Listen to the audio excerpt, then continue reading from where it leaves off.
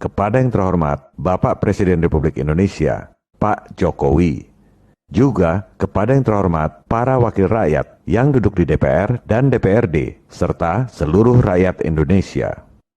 Melanjuti pembahasan episode lalu, pada episode 30B ini, kami sampaikan ulasan tentang solusi utang dari Menteri Sri Mulyani, serta investigasi jurnalistik tentang GDP yang selama ini jadi alasan pembenaran untuk terus tambah utang.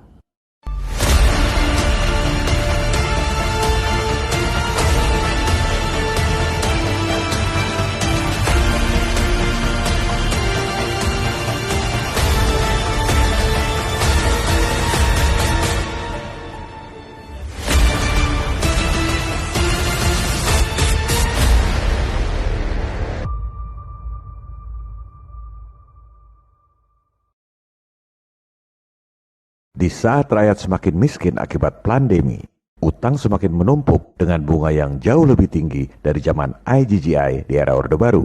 Sehingga di APBN 2021 ini dijadwalkan bayar bunga utang 377 triliun. Kalau dilihat dari nilai ekuitas, 377 triliun itu cukup untuk bikin 2 kali bank mandiri setiap tahun.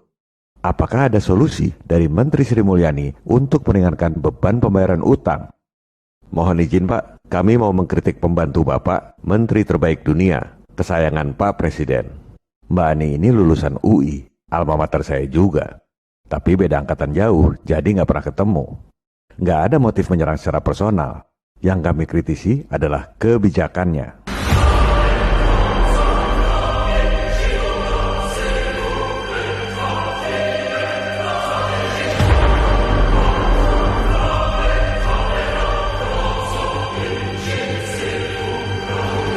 Mbak Ani ini dulu aktivis, kita semua bangga. Tapi setelah masuk dalam lingkungan elit keuangan global, kok jadi hobi ngutang? Bukan cuma negara yang disuruh ngutang, rakyat pun disuruh ngutang oleh Bu Menkeu. Kalau zaman dulu ada gerakan ayo menabung, Bu Menkeu ini justru mencanangkan ayo ngutang. Gak ada yang menyaksikan kecerdasan Bu Menkeu. Yang kami sayangkan adalah keberpihakannya. Dengan uang dan kekuasaan yang begitu besar, elit global ini memang bisa berbuat apa saja. Kalau saya di posisi elit global, saya pun pasti akan berusaha merangkul orang-orang pintar seperti Bu Menteri. Di posisi itu, saya akan mengatakan, Madam Minister, not only that we admire you, we worship you. You deserve the world, so we'll give you the best thing you could possibly imagine. Our world. If I had to choose between breathing and supporting you, I would use my last breath to say, I support you all the way. We'll do everything in our power to support you, to help your country, to make Indonesia great again. So, Madam Minister, please don't hesitate. Anytime you need utang, just call my name and I'll be there. Just call my name, and I'll be there.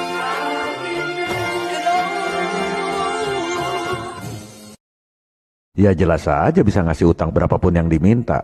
Fed dan Wall Street itu kasih utang modal dengkul. Hasil penggandaan uang elektronik di bank-bank komersial lewat sistem fractional reserve.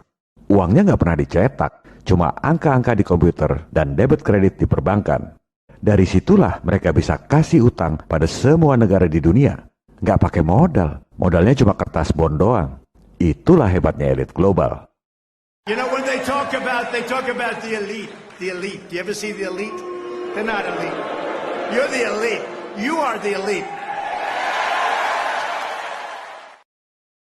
Sekarang, mari kita lihat apa solusi Menkeu untuk menyelesaikan utang. Kita dengar dulu apa yang dikatakan oleh Bu Menkeu untuk kemudian kita analisis bersama. Dan setiap kali ada utang jatuh tempo kita selalu bisa bayar melalui apa yang disebut revolving. Dan kalau semakin kecil berarti exposure-nya makin kecil. Makanya debt to GDP ratio walaupun undang-undang membolehkan sampai 60, Kementerian Keuangan itu membuat rule sendiri jauh di bawah, yaitu separuhnya.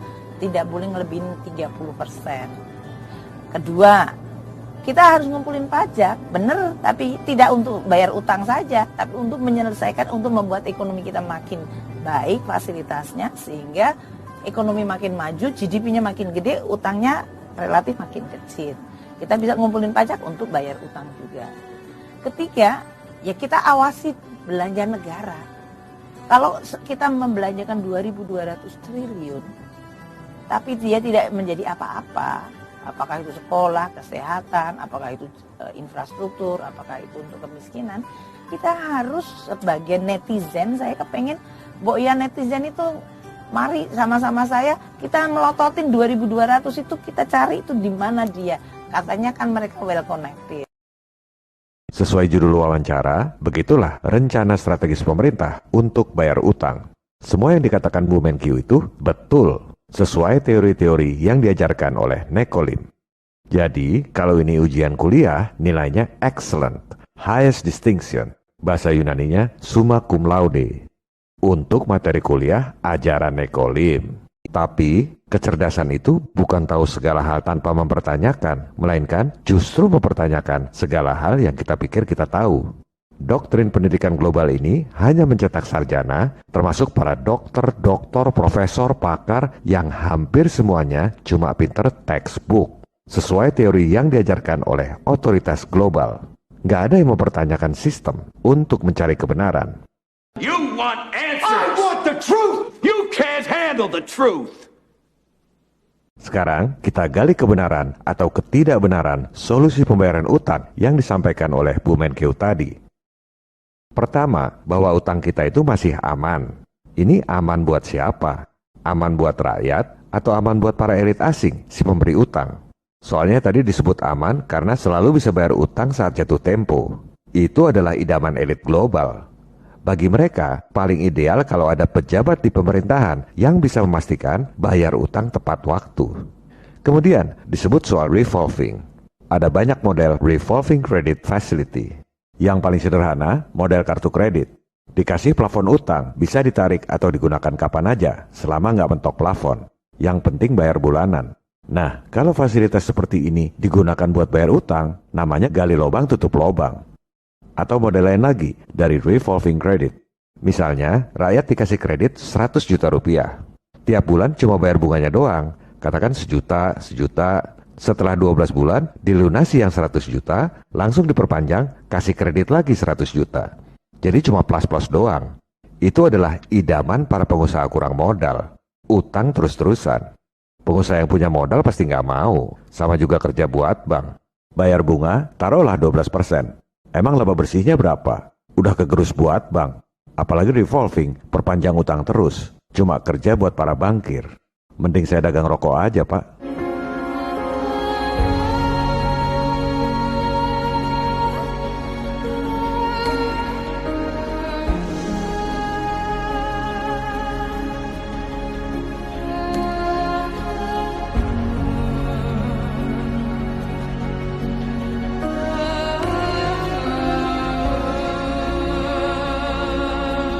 Kenapa elit global kasih fasilitas revolving?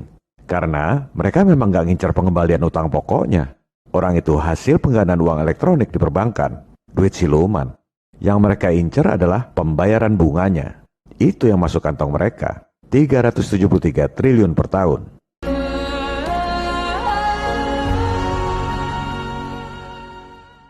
Kemudian, aman karena rasio GDP atau PDB. Nah, ini sesuai dengan judul episode kita. Itulah alasan yang diajarkan oleh Nekolim lewat teori-teori di sekolah. Katanya kalau ngomong harus pakai data. Oke, sekarang kita, rakyat jelata, tukang beca dan tukang sayur, kasih bukti data yang tak terbantahkan bahwa rasio GDP adalah alasan palsu supaya kita utang terus. Kita lihat data publik. GDP per kapita Indonesia $4.135. Artinya apa? Kita kurskan dulu, asumsi 14.200 sama dengan 58,7 juta rupiah per tahun. Kita bagi 12. Jadi, berdasarkan data resmi, pendapatan penduduk di Indonesia itu rata-rata 4,8 juta rupiah per penduduk per bulan. Tapi kan di rumah itu nggak semua orang kerja. Taruhlah yang kerja suami, punya 2 istri dan 1 anak. Kebalik, punya 1 istri dan 2 anak. Berarti dianggap pendapatannya 19,5 juta rupiah per bulan per keluarga. Coba lihat saudara-saudara kita di Papua. Apa pendapatannya 19,5 juta rupiah per bulan per keluarga? Atau saudara-saudara kita di NTT, apakah pendapatannya 19,5 juta rupiah per bulan per keluarga?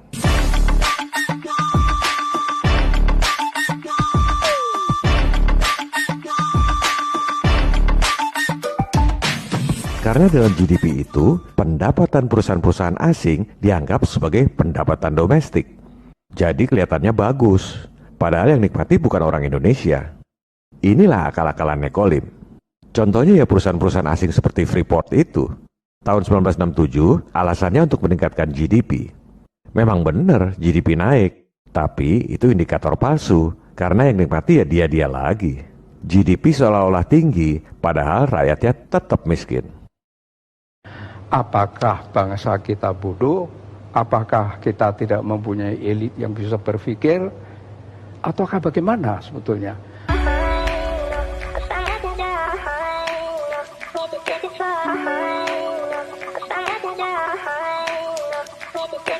Bahwa Indonesia itu memang direkayasa, memang di-engineer oleh kekuatan asing untuk menjadi terpuruk, untuk menjadi bangkrut. Sejak tahun 1967, bulan November 1967 diadakan konferensi di Jenewa, diprakarsai dan dibiayai oleh Time Life Corporation. Di sana delegasi Indonesia dipimpin oleh Pak Sultan Hamengkubuwono ke-9 dan Pak Adam Malik. Mereka adalah pimpinan yang tertinggi untuk kalau tidak mereka tidak mau bicara. Tetapi di bawahnya itu kan tim ekonomi, karena yang dibicarakan ekonomi itu lengkap sekali. Yeah. Wijoyo, Didi Sastro, Muhammad Sabti, Subroto, Emisal, semuanya lengkap dan sudah menteri semua. Tetapi counterpartnya tidak ada menterinya. Counterpartnya itu Bank Dunia, IMF, Bank Pembangunan Asia, dan pengusaha-pengusaha besar raksasa di bawah pimpinan David Rockefeller.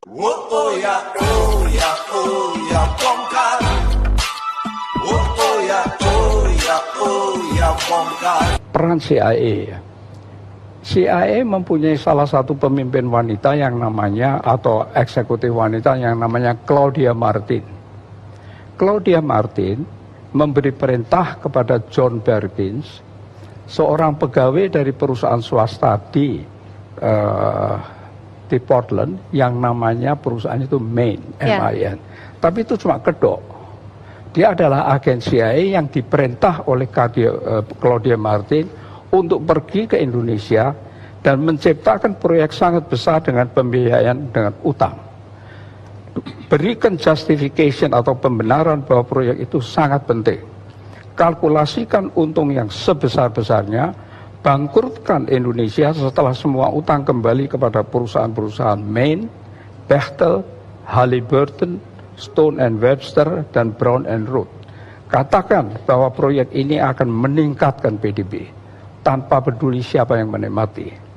Katakan juga bahwa PDB bisa naik oleh satu proyek saja yang besar.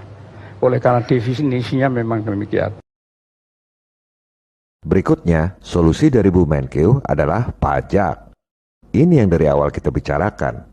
Rakyat disuruh kerja keras, dipajaki tinggi buat bayar utang pada para bankir asing yang kaya raya. Padahal sebenarnya tanpa utang pun kita mampu biaya pembangunan. Kita jangan ngomong rasio-rasio GDP palsu itu. Kita lihat aja angka nominalnya. APBN 2021 bayar bunga utang 373 triliun rupiah per tahun. Siapa yang mau bayar? 373 triliun itu cukup untuk ekuitas bikin 2 kali bank mandiri setiap tahun. Dibakar tiap tahun. 373 triliun itu cukup untuk membiayai APBD DKI Jakarta selama 4 tahun. Dibakar tiap tahun. Kalau ada pemuja utang yang bilang bahwa ngutang itu wajar, jangan ngomong doang. Coba bayar 1/4 jutanya aja, 373 juta tiap tahun. Mau? Saya sih nggak mau, makanya protes. Atau para pemuja utang itu bayar 1/10 jutanya deh, 37,3 juta rupiah tiap tahun. Mau nggak? Saya sih nggak mau, karena memang sebenarnya kita nggak perlu utang. Kita mampu biayai sendiri pembangunan. Kita akan bahas di episode 31 mendatang. Solusi ketiga dari Bu Menkyu, rakyat suruh pelototi penggunaan APBN. Loh, itu bukan tugas rakyat.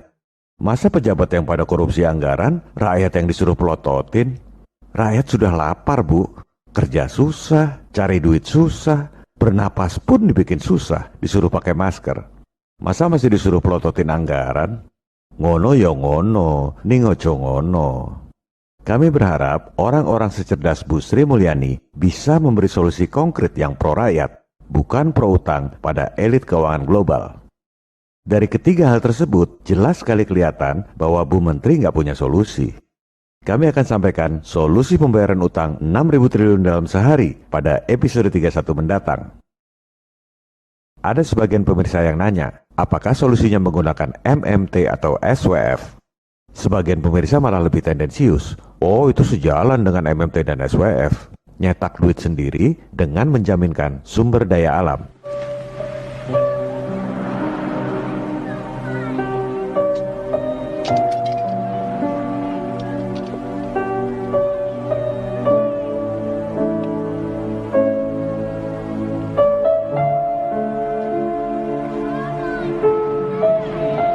Saya sebenarnya nggak suka menanggapi komentar, tapi karena dikira sama, padahal secara prinsip sangat berbeda, saya merasa perlu untuk meluruskannya. Pertama, menerbitkan uang sendiri itu bukan berarti MMT. Presiden Soekarno sudah terbitkan uang sendiri di tahun 1945. Coba lihat siapa yang tanda tangan. Menteri Keuangan, bukan Bank Sentral. Nyetak duit sendiri itu nggak ada hubungannya dengan MMT. Presiden Kennedy terbitkan uang sendiri tahun 1963 melalui Executive Order. Mungkin kalau di sini Perpres atau Perpu. Nggak ada hubungannya dengan MMT. Nggak perlu gembar-gembor teori baru. Praktek itu justru diam-diam.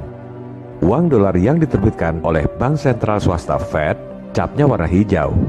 Tulisannya Federal Reserve Note.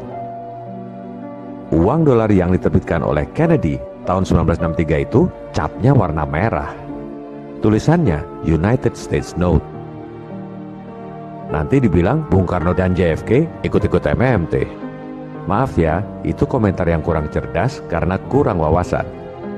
Kedua, SWF itu sudah dijalankan oleh Presiden Jokowi. Malah sudah ditunjuk CEO-nya, Dirut Bank Permata. SWF atau Sovereign Wealth Funds adalah investasi milik pemerintah pada produk-produk keuangan yang dibuat oleh elit global. Itu definisi yang benar. SWF nggak ada hubungannya dengan menjaminkan sumber daya alam. Coba pemirsa nanya ke Pak Wirakusuma, CEO SWF Indonesia. Pak, SWF itu menjaminkan sumber daya alam buat nyetak duit ya? Pasti Anda diketawain. Sekolah di mana, Dek? Pasti bukan pemain di dunia perbankan dan keuangan. Saya nggak menentang kalau ada yang mau bikin teori baru. Silakan aja. Tapi, kalau bikin teori sendiri, jangan gunakan definisi baku yang artinya sama sekali beda. Kasihan nanti rakyat jadi bingung. Populer di kalangan awam yang nggak ngerti moneter, tapi begitu diskusi dengan para pemain di dunia perbankan dan keuangan, jadi bahan tertawaan, karena definisinya beda sama sekali. Ketiga, Wall Street kasih utang pada Indonesia itu modal dengkul, duit siluman. Masa dibayar dengan menjaminkan harta warisan anak cucu? Itu karena nggak ngerti bahwa Wall Street bisa kasih utang 6.000 triliun tanpa jaminan apa-apa. Karena nggak ngerti, lantas kasih usulan jaminkan sumber daya alam buat bayar utang siluman. Menurut saya sih nggak masuk akal, tapi terserah. Jika menurut Anda masuk akal ya silakan aja. Kalau gitu, episode mendatang kita pecah saja. Episode 31 tentang utang siluman Wall Street. Supaya pemirsa, para wakil rakyat yang duduk di DPR dan DPRD paham betul permainan yang sesungguhnya. Kalau sudah paham permainan yang sebenarnya, baru kita bicara solusi yang efektif. Pada episode 31 nanti, kita akan sama-sama melihat perlu MMT atau tidak, perlu SWF atau tidak, perlu jaminkan sumber daya alam apa tidak. Baru kemudian di episode 32, kita membahas tentang solusi bayar utang 6.000 triliun dalam sehari. Bukan dengan teori-teori akademis seperti MMT dan lain-lain, melainkan lewat praktek yang hanya diketahui oleh para pemain di lapangan. Viva Republik Indonesia. Salam People Power. Oh ya, oh ya, oh ya, bongkar. Oh ya, oh ya.